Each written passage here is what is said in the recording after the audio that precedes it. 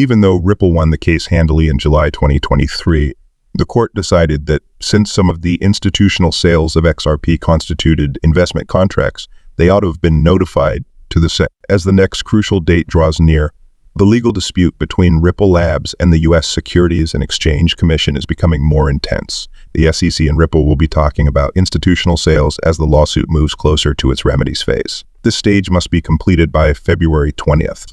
The next important day in the court dispute is February 20th. Ripple has already requested an extension, this time from February 12 to February 20, for the discovery deadline for remedies. Even nevertheless, the phase of discovery is important because it may lead to new arguments or details that impact remedies. The SEC served Ripple with 9 interrogatories and 3 requests for proposals on November 14th, referring to events that had happened before this significant date.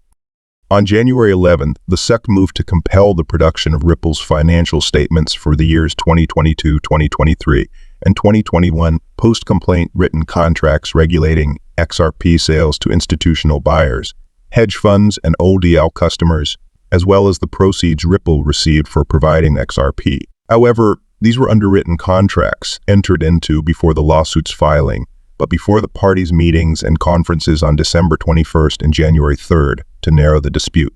On February 5th, Judge Netburn fully granted the SEC's motion to compel. Contracts for the sale of XRP to institutional buyers, hedge funds, and old customers from roughly 3 years ago were due on February 20. However, Ripple requested a brief extension until February 20 due to the difficulty of gathering and producing the documents by the previous deadline. That was accessible and responded to the SEC's interrogatory on post-complaint revenues from pre-complaint contracts following Judge Netbur's decision. The court will rule on remedies after reviewing legal briefs in March and April of this year. Members of the cryptocurrency community that supports Ripple have responded positively to the concept of an XRP space.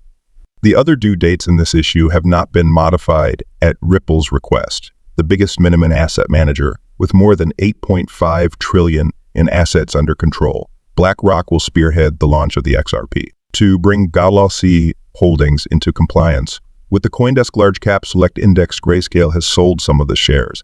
BlackRock has been a leading voice in the fight for a Bitcoin ETF. Armstrong emphasized that this legal clarification does raise the possibility of an ETF, echoing the attitude of the community. The components of the existing fund according to their waiting period and use the money to make purchases. An avalanche of XRP resulted from the GDC's decision to stop including the Polygon attic, and the digital assets went back to Grayscale. In the 2 days since the announcement, prices have remained largely constant, averaging about 55 cents, though there's still a long way to go before an ETF is implemented. The asset manager's noteworthy move to overturn a 2020 decision to exclude XRP from its fund in response to Ripple's 6.6 litigation has stoked discussion about the possibility of an ETF. For the record, it was believed to be both conceivable and certain that XRP would reach the historic $110,000 mark.